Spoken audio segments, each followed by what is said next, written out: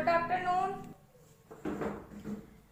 तो फ्रेंड्स, हमारा चैप्टर है क्रिया। हम क्रिया के बारे में डिस्कस करेंगे आज। अभी हमने कुछ दिन पहले आपको सकर्मक क्रिया और अकर्मक क्रिया के बारे में ही बताया था और इसके पार्ट्स के बारे में नहीं बताया था। तो आज हम बताते हैं कि क्रिया होती क्या है। तो किस कार्य को करना या होना समझा जाए उसे हम क्रिया कहते हैं। जैसे कि सोना, खाना, गाना, हंसना, ठीक है। तो उसे हम किसी कार्य को करना या होना पाया जाए उसे हम क्रिया कहते हैं। अब बात आती है हमारी धातु। क्रिया के मूल रूप को हम धातु कहते हैं। क्रिया के मूल रूप को हम धातु कहते हैं। धातु से ही क्रियापद का निर्माण होता है। ये आप हमेशा याद रखना कि क्रिया के मूल रूप को ही धातु कहती हैं। धातु से ही क्रियापद का निर्माण होता है। क्रिया के सभी रूपों में, क्रिया का कोई भी रूप हो उसमें धातु जरूर उपस्थित होती है। तो क्रिया के सभी रूपों में धातु उपस्थित होती है। धातु में ना प्रत्यय लगाकर क्रिया का निर्माण किया जाता है।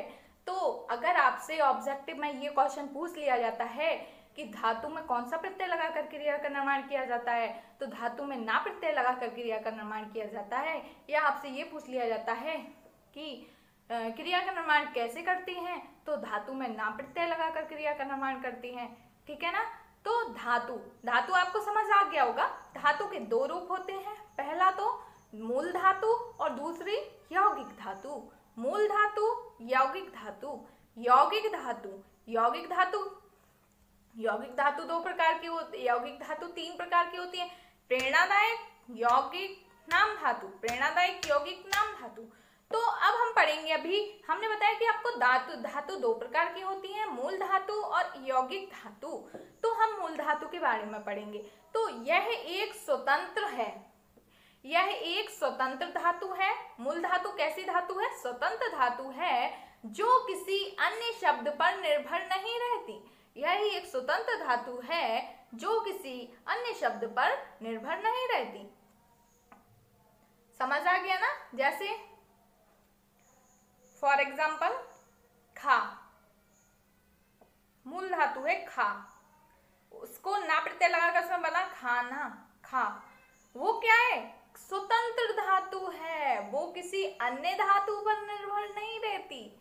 जैसे कि जा, किसी अन्य धातु पर निर्भर नहीं है, स्वतंत्र धातु है। इसे हम मूल धातु कहते हैं। अब हम पढ़ेंगे यौगिक धातु। तो मूल धातु में प्रत्यय लगाकर कई धातुओं, मूल धातु है जैसे कि हमारी मूल धातु है जा और खा, ठीक है, सपोज दैट। तो मूल धातु में प्रत्यय लगाकर कई धातुओं में संयुक्त करके, जैसे कई धातुओं संयुक्त करके प्रत्यय लगाकर बनाई जाती है, उसे हम यौगिक धातु कहते हैं। ठीक है। यह धातु हमारी तीन प्रकार की होती है। कौन कौन सी? प्रेरणादायक, यौगिक, नाम धातु। प्रेरणादायक, यौगिक, नाम धातु। अब हम पढ़ेंगे कि प्रेरणादायक क्या है, यौगिक क्या है और नाम धातु क्या है। तो क्या पढ़ना है फ्रेंड्स? प्रेरणादायक, यौगिक और नाम धातु। प्रेरणादायक क्रियाएं, यौगिक क्रियाएं, नाम धातु। तो फ्रेंड्स, अब हम पढ़ेंगे प्रेरणादायक क्रियाएं होती क्या है।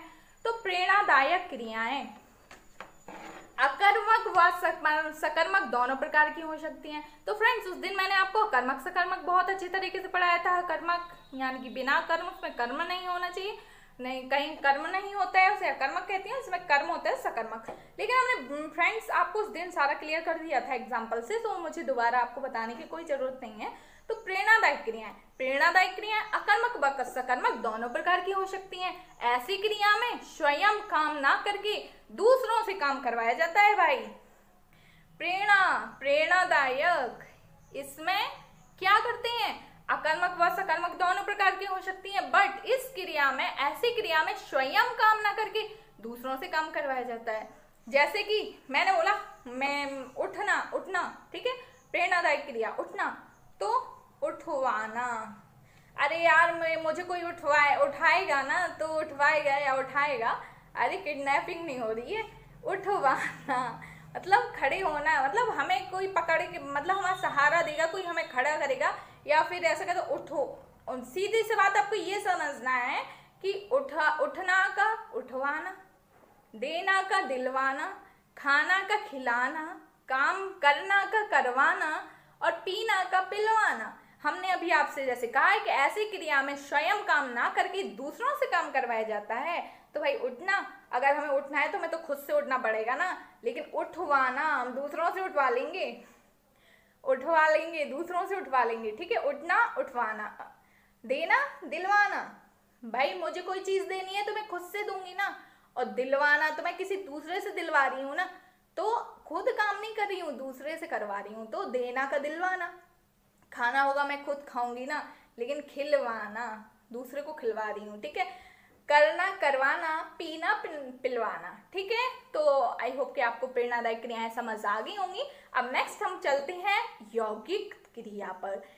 आप कंफ्यूज मत होना, जैसे मैंने कि अभी धातु बताई है आपको, मूल धातु और यौगिक धातु।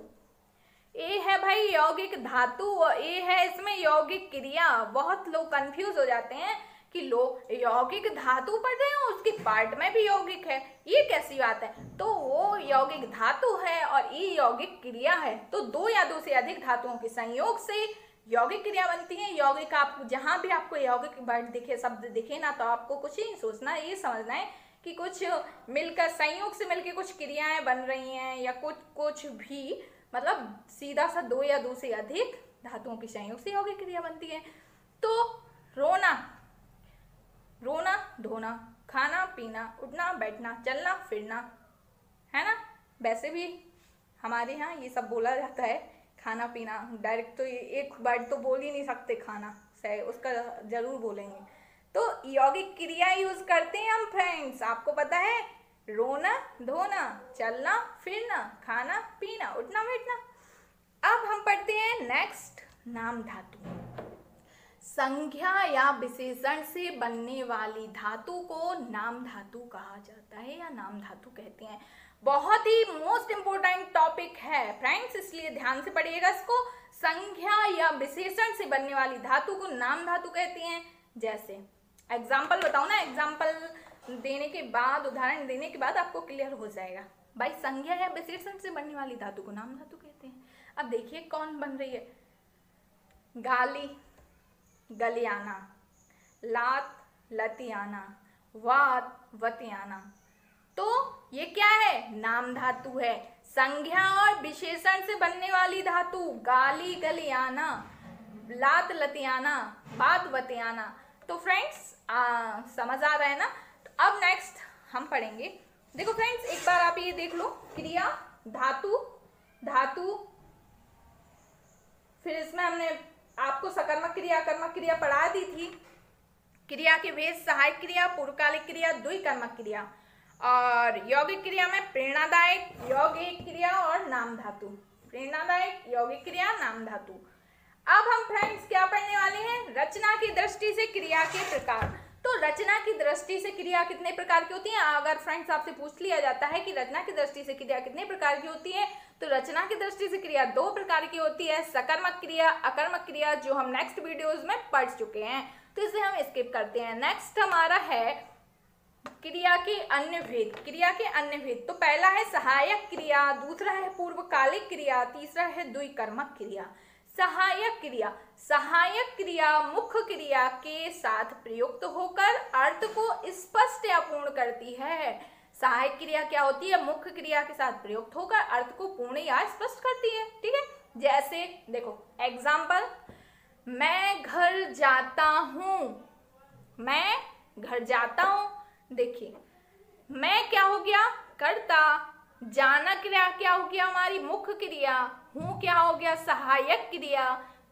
तो मैंने अभी बोला सहायक क्रिया मुख्य क्रिया के साथ प्रयुक्त होकर, तो मुख्य क्रिया के साथ प्रयुक्त हुई है सहायक क्रिया, मुख्य क्रिया है जाता, हूं है सहायक क्रिया। तो सहायक क्रिया मुख्य क्रिया के साथ प्रयुक्त हुई है, और मैं करता हूं, कर्ता मैं हूं, तो मैं घर जाता हूं, कर्ता मुख्य क्रिया सहायक क्रिया। तो सहायक क्रिया मुख्य क्रिया के साथ प्रयुक्त होकर अपने अर्थ को स्पष्ट या पूर्ण करती है, उसे हम सहायक क्रिया कहते हैं। वे हंस रहे थे, हंसना क्या हो गया मुख्य क्रिया, थे क्या हो गया सहायक क्रिया। तो मुख्य क्रिया के साथ प्रयुक्त होकर अर्थ स्पष्ट करती है। ठीक है, नेक्स्ट है हमारा पूर्वकालिक क्रिया।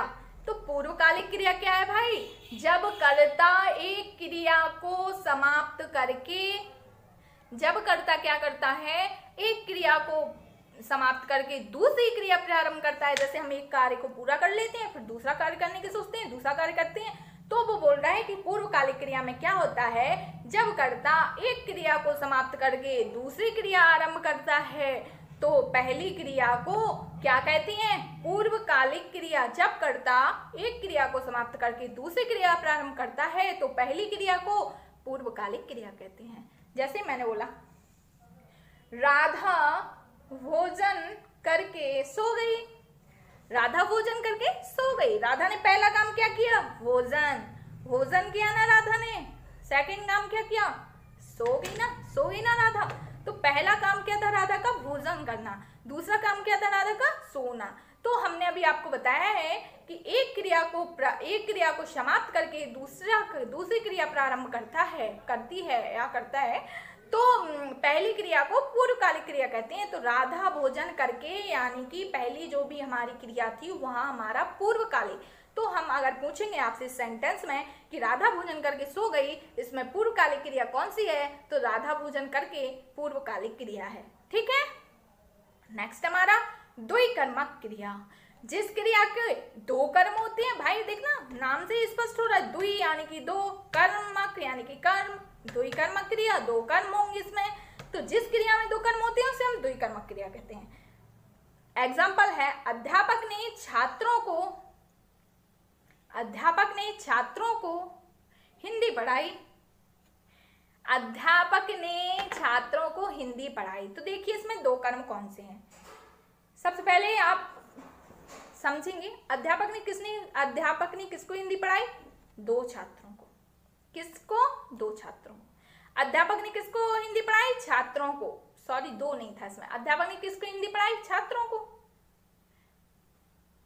छात्र एक कर्म हो गया आपका। अब भाई आप ये बताइए अध्यापक ने छात्रों को क्या पढ़ाया? हिंदी पढ़ाई ना। तो हमारे दो कर्म छात्र और हिंदी, द्विकर्मक क्रिया हो गई। छात्र और हिंदी दो कर्म हो गए। नेक्स्ट हमारा एग्जाम्पल है श्याम ने राम को थप्पड़ मार दिया। श्याम ने राम को थप्पड़ मार दिया। ठीक है। तो श्याम ने राम को अच्छा ये बताओ श्याम ने किसको थप्पड़ मारा है? राम को मारा है। श्याम ने राम को क्या मारा है? थप्पड़ मारा है। तो राम और थप्पड़ दो हमारे कर्म हो गए हैं, तो द्विकर्मक क्रिया। और फ्रेंड्स आई होप कि आपको सहायक क्रिया, पूर्वकालिक क्रिया, द्विकर्मक क्रिया, प्रेरणादायक, यौगिक क्रिया, नाम धातु, यौगिक धातु, मूल धातु, धातु क्रिया और सकर्मक एंड अकर्मक क्रिया सारा कुछ समझ आ गया होगा। मैंने आपको एग्जाम्पल्स एंड डेफिनेशन से क्लियर किया है।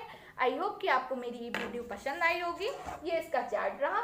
सकर्मक क्रिया कर्मक क्रिया मैं पहले आपको एक वीडियो में बता चुकी हूँ, तो आपने अगर हमारी वो वीडियो ना देखी हो तो वहां जाकर पहले हमारी वो वीडियो देखें, फिर ये देख लें। Thank you guys, bye bye, take care.